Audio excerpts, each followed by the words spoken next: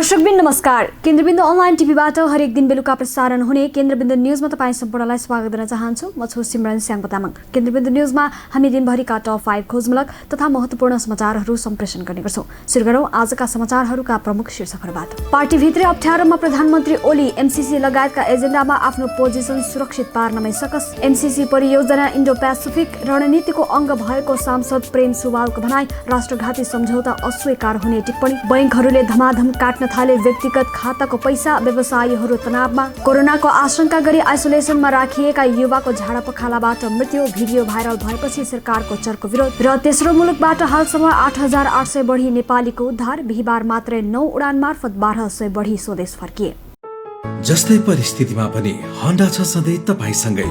त्यसैले अब होन्डा हुनेछ तपाईसँग मात्र 1 रुपियाँको डाउन पेमेन्ट वा 1 रुपियाँको इएमआई वा 1% इन्ट्रेस्ट रेटमा।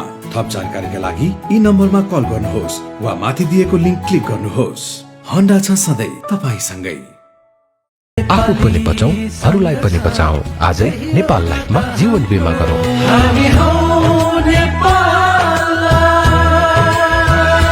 नेपाल लाइफ, किनकि जीवन अमूल्य छ। दर्शकवृन्द, आजको बुलेटिन सुरु गरौँ कोरोना भाइरसको विश्वव्यापी महामारीको अपडेटबाट। विश्वभर कोरोना भाइरस संक्रमितको संख्या 95,60,000 नाघेको छ भने संक्रमणबाट मृत्यु हुनेको संख्या 4,85,000 नाघेको छ।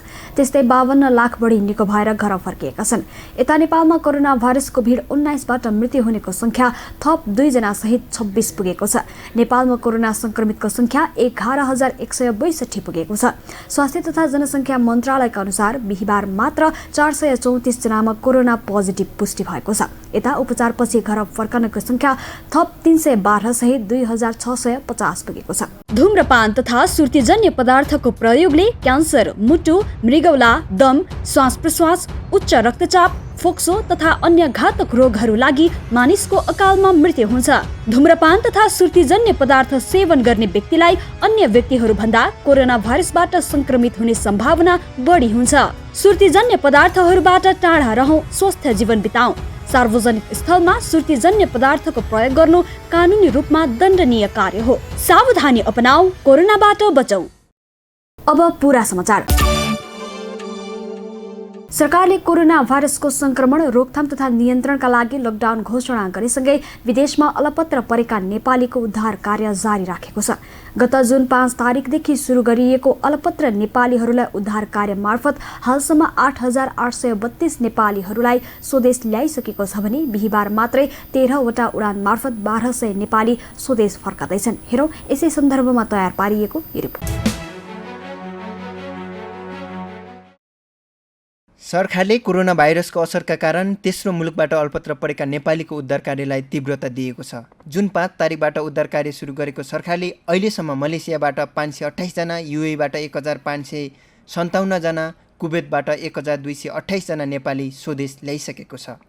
त्यसै गरी जापानबाट 267 जना, अफगानिस्तानबाट 18 जना, हङकङबाट 7 जना, म्यानमारबाट 36 जना र अस्ट्रेलियाबाट 269 जनाको उद्धार भइसकेको छ। त्यस्तै बङ्गलादेशबाट 815 जना, ओमनबाट 313 जना, मालदिभ्सबाट 604 जना, कम्बोडिया र सिङ्गापुरबाट 146 जना र थाइल्यान्डबाट 338 जना नेपाली फर्किएका छन्। यसै गरी कतारबाट 618 जना, श्रीलङ्काबाट 5, साउदी अरबबाट 550 र दक्षिण कोरियाबाट 228 जना नेपाल फर्किएका छन्। यी लगायत विभिन्न मुलुकबाट गरी 8832 जना अल्पत्र तथा नेपाल आउन चाहने नेपाली नागरिकको उद्धार गरिसकिएको छ। पछिल्लो समय सरकारले दैनिक 10 देखि 15 वटा अन्तर्राष्ट्रिय तथा आन्तरिक उडान गर्दै उद्धार कार्यलाई तीव्रता दिएको छ। यसरी आउनेहरूमध्ये अधिकांश विदेशमा अल्पत्र परेका नेपाली छन्। त्यस्तै विदेशमा निधन भएका नेपालीको शव समेत नेपाल ल्याउने क्रम सुरु भएको छ। कोभिड सङ्कट व्यवस्थापन केन्द्रका अनुसार लकडाउनको अवधिमा विदेशमा विभिन्न कारणले मृत्यु भएका मध्ये कोभिड सङ्कट व्यवस्थापन केन्द्रका अनुसार लकडाउनको अवधिमा विदेशमा विभिन्न कारणले मृत्यु भएका मध्ये 95 जना नेपालीको शव नेपाल ल्याइसकेको छ। सरकारले लकडाउनको समयमा विभिन्न देशमा रहेका नेपालीहरूलाई दूतावास मार्फत सम्पर्क गरी स्वदेश फर्काउने काम गरिरहेको छ। सोही क्रममा आज मात्रै 13 उडान मार्फत 6 देशबाट 1231 जना नेपाली स्वदेश फर्कँदैछन्। जसमा युएबाट 347 जना, कतारबाट 308 जना, कुवेतबाट 158 जना, बेलायतबाट 158 जना, जापानबाट 260 जना नेपाल आउने त्रिभुवन विमानस्थलका महाप्रबन्धक देवेन्द्र केसीले बताए। उनका अनुसार युएईबाट आउने 347 नेपाली मध्ये 158 जना नेपाली हिमालय एयरलाइन्स मार्फत नेपाल आउनेछन्। यस्तै कतारबाट आउने 308 जना नेपाली मध्ये 158 जना हिमालयन एयरलाइन्स मार्फत नेपाल आउँदैछन् भने 150 जना कतार एयरलाइन्स मार्फत नेपाल आउने केसीको भनाइ छ। यस्तै कुवेत र जापानमा रहेका नेपालीलाई नेपाल एयरलाइन्सले ल्याउनेछ भने बेलायतबाट फर्कने नेपालीलाई जजिर एयरलाइन्सले नेपाल ल्याउनेछ। केन्द्रबिन्दु समाचारका लागि अनिस मिजारको रिपोर्ट। कोरोनाको आशंकामा क्वारेन्टिनमा राखिएका धनुषाको हंसपुर नगरपालिका 7 पर्साहीका 16 वर्षीय राजु सदाको झाडा पखालाले मृत्यु भएपछि विरोध सुरु भएको छ। बिरामीको समयमा उपचार नभएको भन्दै स्थानीय प्रशासन र सरकारको विरोध सुरु भएको हो। हेरौं पुरा समाचार। कोरोनाको आशंकामा क्वारेन्टिनमा राखिएका धनुषाको हंसपुर नगरपालिका 7 पर्साहीका 16 वर्षीय राजु सदाको झाडा पखालाले मृत्यु भएपछि यसको चौतर्फी विरोध र चासो सुरु भएको छ। भारतको चेन्नई स्थित होटलमा काम गर्दै आएका राजु कोरोना भाइरसको असरका कारण 8 दिन लगाएर स्वदेश फर्किएका थिए। स्वदेश आइपुगेका राजुसहित 9 जनालाई नगरपालिकाको लौवाखोरमा सञ्चालित क्वारेन्टिनमा राखिएको थियो। क्वारेन्टिनमा बसेका 10 दिनपछि उनको आरडिटी कोरोना परीक्षणका क्रममा पोजिटिभ नतिजा आएको थियो। पीसीआर रिपोर्ट आउनु अघि नै राजु झाडा पखालाले थलिएका थिए। पखालाका कारण बिरामी परेपछि उनलाई प्रादेशिक अस्पताल जनकपुरको आइसोलेसनमा पुर्याइएको थियो। तर पीसीआर रिपोर्ट आएकै दिन उनको मृत्यु भयो। अस्पतालको भुइँ र बेडमा राजु छटपटाइरहेको भिडियो अहिले सामाजिक सञ्जालमा भाइरल बनिरहेको छ।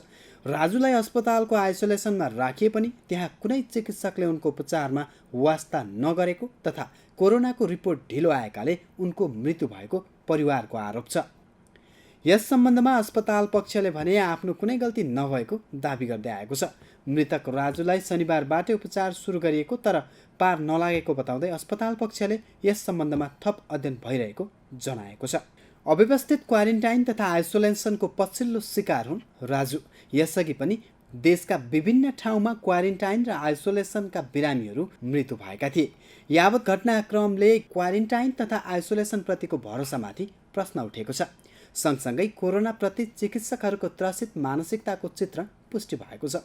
आरडिटी परीक्षण विश्वासिलो नहुनु, पीसीआर परीक्षण छिटो नहुनु, रोग लागेपछि पनि बिरामीको बेवास्ता गरिनु जस्ता विषयले सरकारको व्यवस्थापकीय प्रक्रियामा पनि प्रश्न उठेको छ।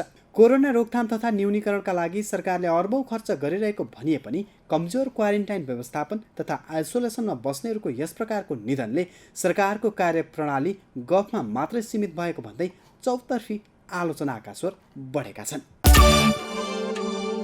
कोभिड-19 को असरका कारण बैंकिङ क्षेत्र पनि प्रभावित बनेको छ। बैंकहरूले व्यवसायीहरूको व्यक्तिगत खाताबाट ऋणको सामा र ब्याज काट्न थालेको छ। सामा तथा ब्याज तिर्ने समय कटिसक्दा पनि व्यवसायीहरूले नतिरेपछि बैंकले व्यक्तिगत खाताको पैसा काट्न थालेका हुन्। दैनिक जीविकोपार्जनका लागि राखेको रकम नै बैंकहरूले काट्न थालेपछि व्यवसायीहरूले आफूहरू मारमा परेको गुनासो गर्दै आएका छन्। हेरौं यो रिपोर्ट। कोरोनाका कारण व्यवसाय ठप्प भएपछि ऋण तिर्न नसकेका व्यवसायीको खाताको पैसा काटिन थालेको छ। ऋणको सामा र ब्याज तिर्ने समय कटिसक्दा पनि व्यवसायीहरूले तिर्न नसकेपछि उनीहरूको खातामा बचेको पैसा समेत बैंकले काट्ने गरेको व्यवसायीको गुनासो छ। कोरोना भाइरस फैलिएपछि त्यसको असरबाट बच्न सरकारले गत चैत्र 11 गतेदेखि मुलुकभरि नै लकडाउन गरेको छ। सो बेलादेखि सबै क्षेत्रका व्यापार व्यवसाय तथा उद्योग धन्दा सबै बन्द अवस्थामा छन्। व्यवसायीहरूको बारम्बार दबावपछि सरकारले गत वैशाख 28 गते विभिन्न 44 प्रकारका उद्योगहरू खोल्ने निर्णय गरेको थियो। तर बजार नखोलेको तथा कामदारहरू आवतजावत गर्न पासको समस्या भएकाले पूर्ण रूपमा उद्योगहरू सञ्चालन हुन सकेनन्। उद्योग व्यवसाय नै सञ्चालन नभएपछि आम्दानी हुने कुरै भएन। आम्दानी नभएपछि कसरी सामा ब्याज तिर्ने व्यवसायीहरू प्रश्न गर्छन्। हुँदा बैंकले खाना राखेको व्यक्तिगत खाताको पैसा पनि काट्न थाले। अटोमोबाइल एसोसिएसन अफ नेपाल नाडाका अध्यक्ष कृष्णप्रसाद दुलालले भने, आम्दानी भएको भए ऋणीले आफ्नो ऋण खप्ट्याउन नचाहने भन्दै व्यवसायीलाई बैंकले दुःख दिनु न्यायसङ्गत नभएको उनको भनाइ छ। व्यापार पूर्ण रूपले ठप्प भएका बेला बैंकले पटक पटक फोन गरेर दुःख दिने गरेको अध्यक्ष दुलालको भनाइ छ।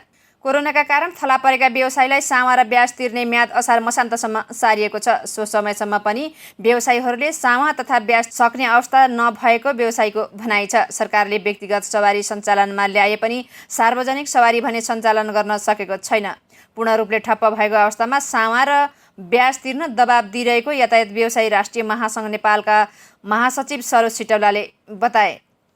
व्यवसाय मृत अवस्थामा पुगेका बेला बैंकहरूले नैतिकता बिर्सेर व्यवसायीलाई दुःख दिइरहेको महासचिव सिटौलाको भनाइ छ। तर व्यवसायीहरूले भने जस्तो बैंकले दुःख नदिएको बैंकर सङ्घकी सदस्य तथा मेगा बैंककी प्रमुख कार्यकारी अधिकृत अनुपमा खुञ्जेलीले बताइन्। व्यवसाय चलिरहेका भए केही मात्रामा सामा ब्याज तिर्दै जाँदा आफैलाई भार कम हुने तथा बैंकलाई पनि सहयोग पुग्ने भएकाले अनुरोध मात्रै गरेको शङ्का निवर्तमान अध्यक्ष तथा नेपाल बङ्गलादेश बैंकका प्रमुख कार्यकारी अधिकृत ज्ञानेन्द्र ढुङ्गाना बताउँछन्। त्यसकारण जसले सक्नुहुन्छ अनि जसको व्यवसाय चल्या छ, जसलाई विगतमा सेभिङ भएको छ, नाफामा चलिराखेको छ संस्था होइन, यो 6 महिना मात्रै त होइन नि, 20औं वर्षदेखि व्यापार गरे हो नि, रिजर्भ छ, अनि उहाँहरूले तिर्दिनुहोस्। जसलाई साँच्चै समस्या छ तिर्नै सक्नुहुन्न, भोलिका दिनमा नेपाल राष्ट्र ब्याङ्कबाट केही आउला। तर तिर्न सक्नेले पनि यो त सुविधा हो, सहुलियत हो, किन तिर्ने म 3 महिना अगाडि भन्ने किसिमको मेन्टालिटी लिदिनु भएन। यसले ओभरअल सिस्टमलाई नै असर गर्छ भनेर ब्याङ्कहरूले स्वाभाविक रूपमा तपाईँको आम्दानी छ, विगत 9-8 महिना आम्दानी गर्नुभएको छ, विगत 10 वर्ष नाफा गर्नुभएको छ, अरू सोर्सबाट भए पनि तिर्दिनुहोस् भनेर ब्याङ्कहरूले पक्कै पनि रिक्वेस्ट गरे होला, दबाब दिएको होइन कि यसलाई रिक्वेस्ट गरेको। चैतदेखिको सामा तथा ब्याज तिर्ने म्याद असोजसम्म सार्दा एकातिर ऋणीलाई एकैचोटि धेरै रकम तिर्नुपर्ने र अर्कातिर समयमा लगानी नउर्दा बैंकको खराब कर्जाको दर बढ्न जाने प्रमुख कार्यकारी अधिकृत ढुङ्गानाको भनाइ छ। केन्द्रबिन्दुका लागि कमला अर्यालको रिपोर्ट। नेपाल मजदुर किसान पार्टीका सांसद प्रेम सुवालले एमसीसी इन्डो पेसिफिक रणनीतिको अङ्ग भएको भन्दै विरोध गरेका छन्। बिहिबार केन्द्रबिन्दुसँगको विशेष कुराकानीमा सांसद सुवालले यो राष्ट्रघाती सम्झौता भएको भन्दै अस्वीकार्य भएको बताए। सांसद सुवालले नेकपाको सरकारलाई कमजोर सरकारको संज्ञा समेत दिएका छन्। हेरौं पूरा समाचार। नेपाल मजदुर किसान पार्टी नेमकिपाका सांसद प्रेम सुवालले millennium challenge corporation MCC Indo Pacific रणनीतिको अङ्ग भएको बताएका छन्। सांसद सुवालले बिहिबार केन्द्रबिन्दुसँग विशेष अन्तर्वार्ता दिँदै एमसीसी इन्डो पेसिफिक रणनीतिको अङ्ग भएको बताएका हुन्। सांसद सुवालका अनुसार अमेरिकी रक्षा विभागको भिजन प्रकाशित गरिएको छ। सो भिजनको पेज नम्बर 4 मा अमेरिकी विदेश सचिवको सन्देश उल्लेख गरिएको छ। उक्त सन्देशमा अमेरिकी राष्ट्रपति डोनाल्ड ट्रम्पको भनाइ उल्लेख गर्दै हिन्द प्रशान्त रणनीति भनेको हिन्द प्रशान्त क्षेत्रका देशहरूको सैन्य गठबन्धन हो भन्ने स्पष्ट लेखिएको सांसद सुवालको दाबी छ। नेमकिपा एक राष्ट्रवादी पार्टी भएकाले एमसीसी जस्तो राष्ट्रघाती सम्झौता स्वीकार गर्न नसक्ने उनले बताए। अमेरिकी रक्षा विभागको भिजन भन्ने छ प्रकाशित भएको, त्यो वेबसाइटमै छ। त्यो भिजनको 4 पेजमा अमेरिकी विदेश सचिवको एउटा सन्देश छ। त्यो सन्देशमा अमेरिकी राष्ट्रपति ट्रम्पको भनाइ उल्लेख छ। अमेरिकी राष्ट्रपति ट्रम्पले त्यहाँ के भनेको छ भन्दाखेरि हिन्द प्रशान्त रणनीति भनेको हिन्द प्रशान्त क्षेत्रका देशहरूको यो सैन्य गठबन्धन हो भनेर सिधै लेखिएको छ। अमेरिकी राष्ट्रपतिले बोलेको कुरा त्यहाँ उद्धृत गरिएको छ, हिन्द प्रशान्त देशहरूको सैन्य गठबन्धन। र त्यही भिजनको पृष्ठ 14 मा हिन्द प्रशान्त क्षेत्रका देशहरूलाई अमेरिकाले एमसीसी मार्फत 2004 सालदेखि सहयोग गर्दै आएको भनेर लेखेको छ। भनेपछि हिन्द प्रशान्त रणनीति भनेको अमेरिकी नेतृत्वको सैन्य गठबन्धन, त्यसलाई सहयोग गर्ने अमेरिकी निकाय भनेको एमसीसी मिलेनियम च्यालेन्ज कर्पोरेसन स्पष्ट छ नि। त्यसकारण एमसीसी जसले समर्थन गर्छ त्यो देशभक्त हुनै सक्दैन। त्यस्तै नेपाली पुरुषसँग विवाह गरेर आउने महिलालाई 15 वर्षसम्म स्थायी रूपमा बसोबास गरेपछि मात्रै वैवाहिक अङ्गीकृत नागरिकता दिनुपर्ने सांसद सुवालले बताए। वैवाहिक अङ्गीकृत नागरिकता दिने समयसीमा राख्दा नागरिकता लिने व्यक्तिले नेपालको कुनै पनि एक भाषा राम्रोसँग बोल्न सक्ने भएपछि मात्र दिनु उपयुक्त हुने उनको भनाइ छ। वैवाहिक अङ्गीकृत नागरिकतामा कुनै समयसीमा नराख्दा नेपाल जस्तो दुईतिर ठुलो जनसङ्ख्या रहेका मुलुक हुनु दीर्घकालका लागि घातक हुने उनले बताए। नेपाली नागरिकता कृत्रिम नागरिकता लिने हो भने नेपालको भाषा सिक्नु पर्यो कुनै एउटा, त्यसपछि यहाँको संस्कृति संस्कार सिक्नु पर्यो, त्यतिकै नागरिकता दिनु न। अरू देशमा पनि त्यही रहेछ। हामीले आफ्नो कुरो त अडान राख्नै पर्छ। हामी 15 वर्षमै छौँ। त्यस्तै गरी सांसद सुवालले अहिलेको नेकपाको सरकारलाई इतिहासकै बलियो सरकार भन्न नसकिने बताएका छन्। बलियो सरकारले जनता र राष्ट्रहितका काम गर्नुपर्ने भन्दै अहिलेको सरकारले ती कुनै पनि काम गर्न नसकेको उनको आरोप छ। दिन प्रतिदिन भ्रष्टाचार बढ्दै जानु, कोरोना भाइरसको रोकथाम तथा नियन्त्रणमा सरकारले प्रभावकारी काम गर्न नसक्नु, विपदको बेला जनतालाई उचित राहत प्याकेजको व्यवस्था गर्न नसकेकाले अङ्कगणितलाई हेरेर नेकपाको सरकारलाई बलियो सरकार भन्न नसकिने सांसद सुवालले बताए। भ्रष्टाचार बढेको बढै छ। युवाहरू विदेशमा अब बहुराष्ट्रिय कम्पनीको लागि सस्तो ज्यामी बन्नुपर्ने स्थिति छ। गोर्खा भर्ती केन्द्रमा गएर विदेशीको लागि लड्नुपर्छ नेपाली युवा। अब भारतले अरूसँग लड्नलाई नेपाली युवा पठाउँछ, बेलायतले अरूसँग लड्नलाई नेपाली युवा पठाउँछ गोर्खा भर्ती केन्द्रका। यो स्थिति भएसम्म यो स्थितिलाई सुधार्न नसक्ने, रोक्न नसक्ने सरकार, भ्रष्टाचार रोक्न नसक्ने, महँगी रोक्न नसक्ने, देशलाई आत्मनिर्भर बनाउन नसक्ने, जस्तो कृषि मल कारखाना एउटा छैन।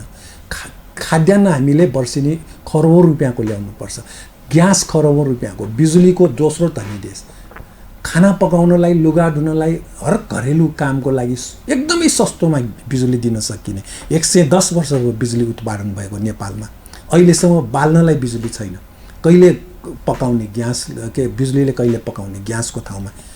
त्यसकारण देशलाई आत्मनिर्भर बनाउन नसक्ने सरकार भनेको त्यो बलियो नै होइन। दर्शकबिन अब आजको टप 1 न्युजको पालो। अमेरिकी सहयोग परियोजना मिलेनियम च्यालेन्ज कर्पोरेसन MCC सँगको सम्झौता अनुमोदनमा पार्टी भित्रबाट असहयोग भएपछि प्रधानमन्त्री केपी शर्मा ओली अप्ठ्यारोमा परेका छन्। सम्झौतामा अनुमोदनका लागि यही असार 16 गतेसम्मको समय भए पनि प्रतिनिधि सभाको बैठक नै सभामुख अग्निप्रसाद सापकोटाले 17 गतेसम्मलाई स्थगित गरिदिएपछि सरकार अप्ठ्यारोमा परेको हो। सरकार अब समय बढाउने कोसिस गर्दै अमेरिकी सरकारसँग अनुरोध गर्न थाले। हेरौं यो पूरा रिपोर्ट। अमेरिकी सहयोग परियोजना MCC सम्झौता सम्बन्धमा यति बेला सरकार अप्ठ्यारोमा परेको छ। सम्झौता अनुमोदन गर्ने मिति यही असार 16 गतेसम्म भए पनि सभामुख अग्निप्रसाद सापकोटाले प्रतिनिधि सभाको बैठक 17 गतेका लागि तय गरेपछि MCC अन्योलमा परेको छ। यस सम्बन्धमा परराष्ट्र मन्त्री प्रदीप गेवालीले बुधबार अमेरिकी विदेश मन्त्री माइकल पोम्पेसँग गरेको टेलिफोन वार्ता त्यसकै लागि हो। वार्तामा विदेश मन्त्रीले MCC बारे चासो राखेको मन्त्री गेवालीले उल्लेख गरिसकेका छन्। झन्डै 55 अर्ब डलरको अनुदान यत्तिकै खेर जाने अवस्था आउन दिनुहुन्न भन्ने सरकारको मतमा सत्तारूढ पार्टी नेकपाभित्रै असहयोग गर्ने ठूलो समूह रह्यो। हिजो बुधबार सुरु भएको नेकपाको स्थायी कमिटी बैठकमा ओलीले आफूलाई असहयोग भएको भन्दै नेताहरूसँग आपत्ति जनाइसकेका छन्। उता असन्तुष्टहरूको तर्फबाट अर्का अध्यक्ष पुष्पकमल दाहालले ओलीलाई यस्तै अवस्था हो भने पार्टी विघटन हुन सक्ने भन्दै चेतावनी दिइसकेका छन्। MCC अनुमोदन र सरकारका कामप्रति नेकपा भित्रको समीकरण हेर्दा अहिले ओलीमाथि केही महिना अघि टरेको सत्ता सङ्कट अब फेरि दोहोरिने त होइन भन्ने प्रश्न उठ्न थालेको छ। हाल पार्टीभित्र दुई ठूला निकाय सचिवालय र स्थायी कमिटीको पोजिसन केलाउने हो भने ओली अहिले पनि अप्ठ्यारोमा छन्। नेकपामा 9 सदस्यीय सचिवालय मध्ये ओलीसहित ईश्वर पोखरेल, विष्णु पौडेल गरी 3 जना मात्र स्पष्ट रूपमा पक्षमा छन्। असन्तुष्ट समूहमा दाहाल, वरिष्ठ नेताहरू झलनाथ खनाल, माधव नेपाल, उपाध्यक्ष वामदेव गौतम, प्रवक्ता नारायण काजी श्रेष्ठ गरी 5 जना छन्। असन्तुष्ट समूहमा दाहाल, वरिष्ठ नेताहरू झलनाथ खनाल, माधव नेपाल, उपाध्यक्ष वामदेव गौतम, प्रवक्ता नारायण काजी श्रेष्ठ गरी 5 जना छन्। हाल गृहमन्त्री रहेका रामबहादुर थापा बीचमा छन्। उनको पूर्व पृष्ठभूमि केलाउने हो भने थापा दाहाल समूहका हुन्। नेकपाको स्थायी कमिटी सदस्यमध्ये अग्नि सापकोटा सभामुख निर्वाचित भएपछि हाल भोटिङ अधिकार भएका 44 सदस्य छन्। अर्थात् पूर्व एमाले धारका 26 र माओवादी धारका 18 जना छन्। स्थायी कमिटीमा पूर्व माओवादी पक्षबाट दाहाल, नारायण काजी श्रेष्ठ, रामबहादुर थापा, देव गुरुङ, टोपबहादुर रायमाझी, गिरिराजमणि पोखरेल, हरिबोल गजुरेल, वर्षमान पुन, शक्ति बस्नेत, जनार्दन शर्मा, पम्फा भूषाल, मातृका प्रसाद यादव, लेखराज भट्ट, देवेन्द्र पौडेल, चक्रपाणी खनाल, लीलामणि पोखरेल, गणेश शाह र मणि थापा छन्। यता पूर्व एमाले भित्र चाहिँ ओली र नेपाल बीचको खटपटले 26 जनामा पनि कित्ताकाट छ। ओलीको पक्षमा प्रधानमन्त्री ओली, ईश्वर पोखरेल, विष्णु पौडेल, सुभाष चन्द्र नेमाङ, प्रदीप गेवाली, पृथ्वी सुब्बा गुरुङ, शङ्कर पोखरेल, सत्यनारायण मण्डल, छविलाल विश्वकर्मा, विष्णु रिमाल, रघुवीर महासेठ, किरण गुरुङ छन्। ओली इतर समूहमा भने वरिष्ठ नेताहरू खनाल, नेपाल, वामदेव गौतम, घनश्याम भूषाल, योगेश भट्टराई, गोकर्ण विष्ट, भीम रावल, अष्टलक्ष्मी साक्य, युवराज गेवाली, सुरेन्द्र पाण्डे, भीम आचार्य, मुकुन्द नेउपाने, रघुजी पन्त, बेदुराम भुसाल छन्। पूर्व एमाले धारका 26 जनाको हिसाब गर्ने हो भने ओली समूहमा स्पष्ट खुल्ने 12 जना छन् भने ओली उत्तर समूहमा 14 जना देखिन्छन्। ओली उत्तर समूह दाहालसँग नजिएकाले हाल कायम 44 सदस्यीय स्थायी कमिटीमा दाहाल र नेपालका समूह गरी 32 जना छन्। स्थायी कमिटीको यो समीकरणलाई ओलीले क्रस गरेर आफ्नो निर्णय गर्दै अघि बढ्नमा समस्या परेका छन्। स्थायी कमिटीमा रहेका ईश्वर पोखरेल, रामबहादुर थापा, प्रदीप गेवाली, घनश्याम भुसाल, गिरिराजमणि पोखरेल, योगेश भट्टराई, वर्षमान पुन, शक्ति बस्नेत र लेखराज भट्ट मन्त्री छन्। मन्त्री भएका कारण उनीहरूले प्रधानमन्त्रीप्रति आफ्नो लोयल्टी मेन्टेन गर्ने अवस्था आउन सक्छ कि सक्दैन भन्ने पनि छ। तर पार्टीगत पोजिसन राख्नुपर्छ। मन्त्रीहरू आआफ्नो समूहबाट अहिले नै छिन्नभिन्न भइसकेका छैनन्। पार्टीभित्र पोजिसन लिनुपर्छ। आफ्ना पूर्व समूहमा उभिन्छन् किनभने यी मध्ये केही मन्त्रीहरू आन्तरिक गुट भेलामा बेला बखत पुग्ने गरेका छन्। यदि अहिलेका 8 जना मन्त्रीहरू पनि सबै ओली पक्षमा लागे पनि स्थायी कमिटीमा ओलीको पोजिसन बहुमतमा पुग्दैन। त्यस्तै जारी स्थायी कमिटी बैठक ओलीका लागि सरकारको डिफेन्स गर्न एमसीसी लगायतका एजेन्डामा आफ्नो पोजिसन सुरक्षित पार्न निकै सकस पर्नेछ। केन्द्रबिन्दुका लागि रामजी बलामीको रिपोर्ट। यतिन्जेल केन्द्रबिन्दु न्युज हेरेर साथ दिनुभएकोमा तपाईँ सम्पूर्णलाई धेरै धेरै धन्यवाद। भोलि पुनः यही समयमा आउने बाचा गर्दै छुटिन चाहन्छौँ। नमस्ते। केन्द्रबिन्दु न्युज हेर्दै गर्नुहोला र नयाँ नयाँ अपडेटका लागि केन्द्रबिन्दु च्यानललाई लाइक, कमेन्ट र सब्सक्राइब गर्नका साथसाथै www.kendrabindu.com पनि हेर्दै गर्नुहोला।